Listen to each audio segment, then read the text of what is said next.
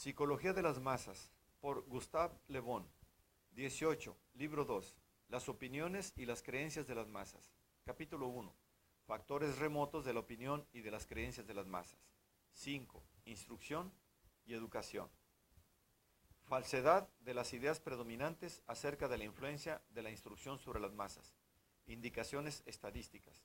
El efecto desmoralizador del sistema latino de educación. La parte que la instrucción puede desempeñar. Ejemplos suministrados por varios pueblos. En un lugar destacado, entre las ideas predominantes de la época presente, se encuentra la noción de que la instrucción es capaz de cambiar a los hombres de forma considerable y tiene por infalible consecuencia el mejorarlos y hasta el de hacerlos iguales. Por el simple hecho de ser constantemente repetida, esta afirmación ha terminado por convertirse en uno de los más firmes dogmas democráticos. Hoy sería tan difícil atacarlo como otrora lo hubiera sido el atacar los dogmas de la Iglesia. Sin embargo, sobre este punto, al igual que en muchos otros casos, las ideas democráticas se encuentran en profundo desacuerdo con los resultados de la psicología y la experiencia. Muchos eminentes filósofos, Herbert Spencer entre ellos, no tiene ninguna dificultad en demostrar que la instrucción ni hace a los hombres más morales ni tampoco más felices, que no cambia ni sus instintos ni sus pasiones hereditarias y que a veces, y para que esto suceda, solo necesita estar mal dirigida. Resulta más perniciosa que útil.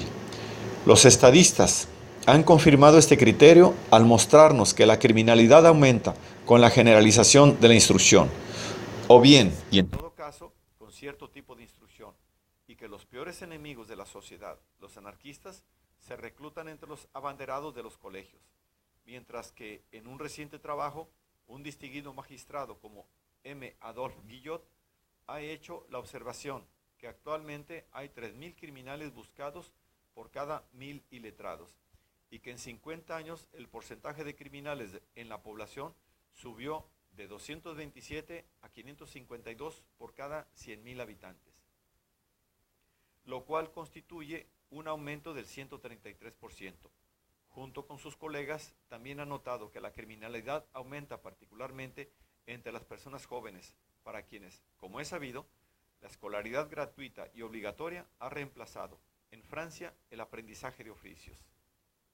Seguramente no es que, y nadie ha mantenido jamás esta proposición, una instrucción bien dirigida no pueda brindar resultados prácticos muy útiles, si bien no en el sentido de elevar el nivel moral, por lo menos en el de desarrollar una capacidad profesional. Desafortunadamente, los pueblos latinos, especialmente durante los últimos 25 años, han basado sus sistemas de instrucción sobre principios muy equivocados. Y a pesar de las observaciones de las mentes más eminentes, tales como Breal, Fustel de Coulanges, Taine y muchos otros, persisten en sus lamentables errores. Yo mismo, en un trabajo publicado hace algún tiempo, demostré que el sistema de educación francés transforma a la mayoría de los que han pasado por él en enemigos de la sociedad y recluta numerosos discípulos para las peores formas de socialismo. El principal peligro de este sistema de educación, muy apropiadamente calificado como latino, consiste en el hecho de que está basado sobre el error psicológico fundamental de que la inteligencia se desarrolla mediante la memorización de libros de texto. Adoptando este punto de vista, se ha hecho el intento de forzar el conocimiento de la mayor cantidad posible de libros de texto. Desde la escuela primaria hasta que abandona la universidad, un joven no hace más que almacenar libros en su memoria sin que alguna vez su juicio o su iniciativa personal entren en juego. Para él, la educación consiste en recitar de memoria y en obedecer. Aprender lecciones, sabiendo de memoria una gramática o un compendio, repitiendo bien o imitando bien. Escribe un exministro público de educación, M. Jules Simon. Es una forma ridícula de educación en la cual cada esfuerzo es un acto de fe que admite tácitamente la infalibilidad del maestro y cuyos resultados son un menoscabo de nosotros mismos, volviéndonos impotentes. Si esta educación fuese meramente útil, no podría limitarse a expresar su compasión por los desgraciados niños que, en lugar de cursar estudios útiles en la escuela primaria, resultan instruidos en la genealogía de los hijos de Clotaire, los conflictos entre Neustria y Austrasia o las clasificaciones zoológicas. Pero el sistema presenta un peligro por lejos mayor. Les otorga a quienes han sido sometidos a él un violento desagrado por la clase de vida en la que nacieron y un intenso deseo de escapar de ella. El trabajador ya no desea seguir siendo trabajador, ni el campesino continuar siendo campesino, mientras los más humildes miembros de la clase media no admiten ninguna carrera posible para sus hijos, excepto la de funcionarios pagados por el Estado. En lugar de preparar hombres para la vida, las escuelas francesas solamente los preparan para ocupar funciones públicas en las cuales el éxito puede ser obtenido sin ninguna necesidad de autodirección o la más mínima chispa de iniciativa personal. En el fondo de la escala social, el sistema crea un ejército de proletarios descontentos con su suerte y siempre listos para la revuelta, mientras que en la cúspide instituye una burguesía frívola, escéptica y crédula al mismo tiempo, que tiene una supersticiosa confianza en el Estado, al cual considera como una especie de divina providencia, pero sin olvidarse de exhibir hacia ella una incesante hostilidad, siempre poniendo las faltas propias ante la puerta del gobierno e incapaz de la más mínima empresa sin la intervención de las autoridades. El Estado, que a la par de los libros de texto fabrica a todos estos portadores de diplomas, solo puede utilizar una pequeña parte de ellos y está forzado a dejar a los demás sin empleo. Por consiguiente, está obligado a resignarse a alimentar a los primeros y a tener a los otros como enemigos. Desde la cúspide hasta la base de la pirámide social, desde el empleado más humilde hasta el profesor y el prefecto, esta inmensa masa, esgrimiendo diplomas, pone sitio a las profesiones. Mientras un hombre de negocios tiene la mayor de las dificultades en encontrar un agente que lo represente en las colonias, miles de candidatos solicitan los más modestos puestos oficiales. Tan solo en el departamento de Seine hay 20.000 maestros y maestras sin empleo. Todas personas que, despreciando los campos y los talleres, miran hacia el Estado para ganarse la vida. Al ser restringido el número de elegidos, el de los descontentos es forzosamente inmenso. Los últimos están listos para cualquier revolución, quienes quiera que sean sus jefes y sean cuales fueren sus objetivos. La adquisición de un conocimiento que no consigue ser empleado es el método seguro de empujar a una persona hacia la revuelta. Evidentemente, es demasiado tarde para volver sobre nuestros pasos. Solamente la experiencia, esa suprema educadora de los pueblos, se encargará de mostrarnos nuestro error. Solo ella será lo suficientemente poderosa como para demostrar la necesidad de reemplazar nuestros odiosos libros de texto y nuestros lamentables exámenes por una instrucción industrial capaz de inducir a nuestros jóvenes a volver a los campos, a los talleres y a la empresa colonial que hoy rehuyen a toda costa. La instrucción profesional que todas las mentes ilustradas están hoy demandando fue la instrucción recibida en el pasado por nuestros ancestros. Sigue vigente en la actualidad en las naciones que gobiernan al mundo por su fuerza de voluntad, su iniciativa y su espíritu de empresa. En una serie de notables páginas, cuyos pasajes principales reproduciré más adelante, un gran pensador, M. Taine, ha expuesto claramente que nuestro anterior sistema de educación fue aproximadamente el que está de moda hoy día en Inglaterra y en América, y haciendo un notable paralelo entre el sistema latino y el anglosajón, ha destacado claramente las consecuencias de ambos métodos. Uno podría consentir, quizás forzadamente, en continuar aceptando todas las desventajas de nuestra educación clásica, aun a pesar de que no produce más que personas descontentas y hombres no aptos para sus puestos en la vida.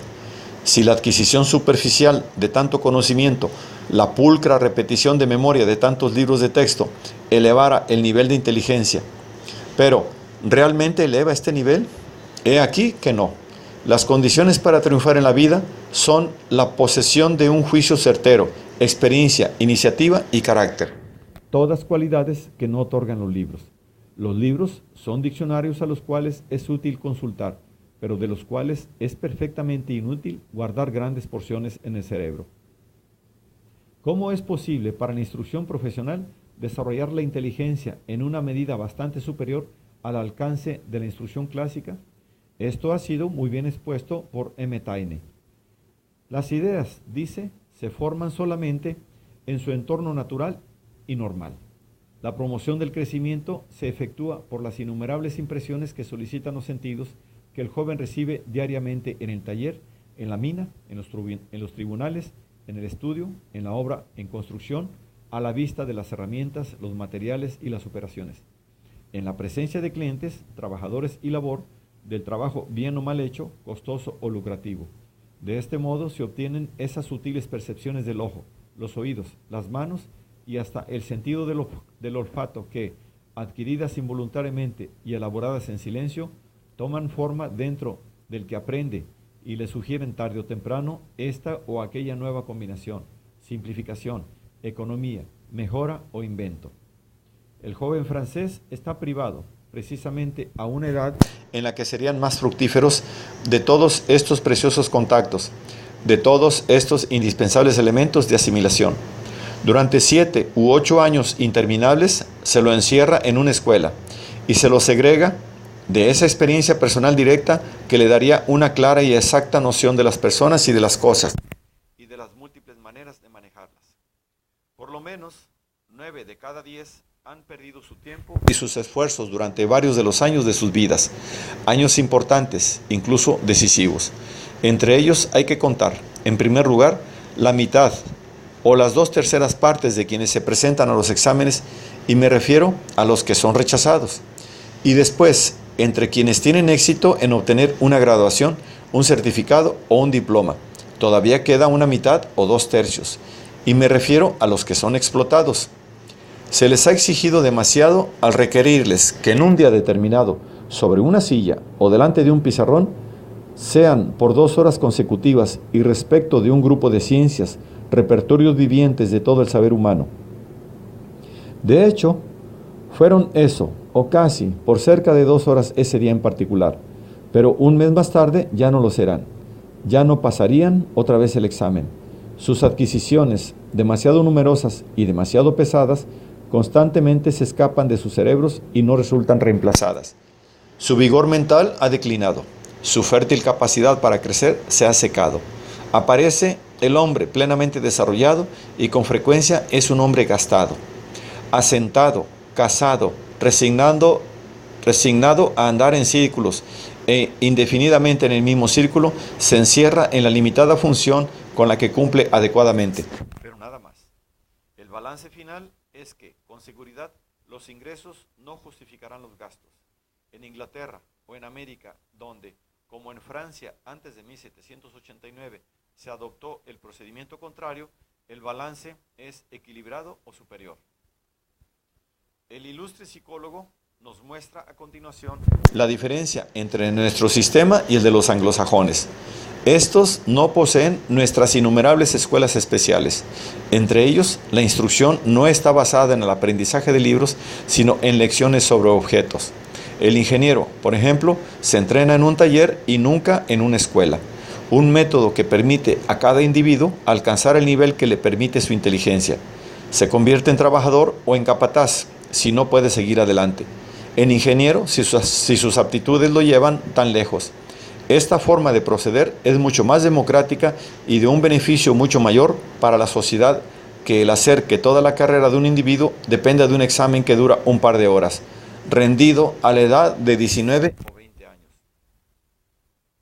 En el hospital, la mina, la fábrica, la oficina del arquitecto o del abogado, el estudiante, que comienza muy joven, transita su aprendizaje paso a paso, de la misma manera en que lo hace un jurista o un artista en su estudio. En forma previa, antes de hacer un comienzo práctico, ha tenido la oportunidad de hacer algún curso resumido de instrucción, tanto como para disponer de una estructura preparada para almacenar las observaciones que pronto hará. Más allá de eso, y por regla general, podrá beneficiarse de una variedad de cursos técnicos que puede seguir en sus horas libres, de manera de coordinarlos paso a paso con la experiencia diaria que está juntando. Bajo un sistema así, las capacidades prácticas aumentan y se desarrollan en la exacta proporción de las facultades del estudiante y en la dirección requerida por su futura tarea y por el trabajo en especial para el cual desea estar preparado de allí en más. De esta manera, en Inglaterra o en los Estados Unidos, un hombre joven pronto llega a una posición en la que puede desarrollar su capacidad al máximo. A los 25 años de edad, y mucho antes, si el material y las partes están ahí, ya no es simplemente un ejecutor útil, sino que es capaz también de iniciativas espontáneas. No es solamente la parte de una máquina, sino también su motor. En Francia, donde impera el sistema contrario, en Francia, que con cada generación se está pareciendo cada vez más a China, la suma total de las fuerzas perdidas es enorme. El gran filósofo llega a la siguiente conclusión respecto de la creciente incongruencia entre nuestro sistema latino de educación y los requerimientos de la vida práctica. En las tres etapas de la instrucción que comprende la niñez, la adolescencia y la juventud, la preparación teórica y pedagógica por medio de libros en los bancos de la escuela se ha prolongado y se ha sobrecargado en vista del examen final, la graduación, el diploma y el certificado, y solamente en vista de ello y por los peores métodos, por la aplicación de un régimen antinatural y antisocial, por la postergación excesiva del aprendizaje práctico, por nuestro sistema de colegios pupilos, por entrenamiento artificial y amontonamiento mecánico, por sobrecarga de trabajo, sin pensar en el tiempo que habrá de seguir, sin pensar en la edad adulta y en las funciones del hombre, sin consideraciones por el mundo real al cual el joven pronto será arrojado, por la sociedad en la que nos movemos y a la cual deberá adaptarse o resignarse a ella de antemano, por la lucha en la que se halla envuelta la humanidad y en la cual, para defenderse y mantenerse de pie, tiene que haber sido previamente equipado, armado, entrenado y endurecido. Este equipamiento indispensable, esta adquisición de mayor importancia que cualquier otra, este fuerte sentido común, fibra y fuerza de voluntad, es lo que nuestras escuelas no le ofrecen al joven francés. Por el contrario, lejos de calificarlo para su futuro y definitivo estado, lo descalifican. En consecuencia, su entrada al mundo y sus primeros pasos en el campo de la acción son muy frecuentemente una sucesión de penosas caídas cuyo efecto es que permanece herido y lastimado por mucho tiempo, a veces inhabilitado de por vida. La prueba es severa y peligrosa. En su transcurso, el equilibrio mental y moral se ve afectado y corre riesgo de ser restablecido. Una desilusión demasiado súbita y demasiado completa ha sobrevenido. Las decepciones han sido demasiado grandes, las desilusiones demasiado intensas. Una comparación útil puede hacerse entre las páginas de Taine y las observaciones sobre la educación americana recientemente hechas por M. Paul Bourget en su excelente libro, Outremer.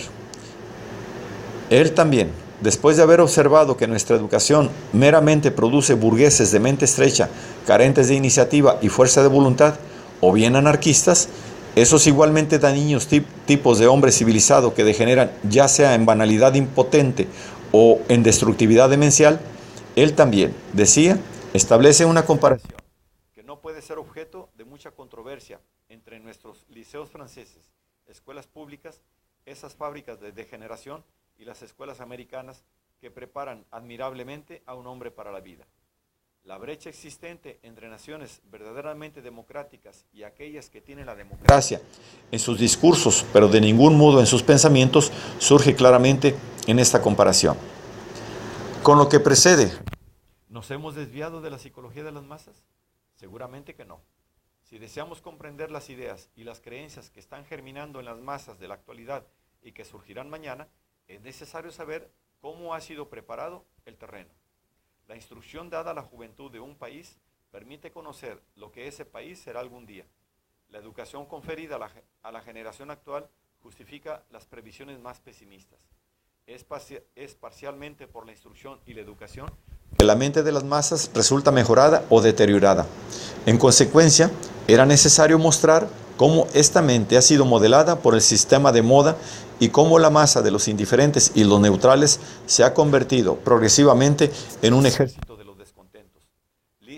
puede ser todas las sugestiones de los utopistas y los retóricos. Es en las aulas que los socialistas y los anarquistas pueden ser hallados hoy en día.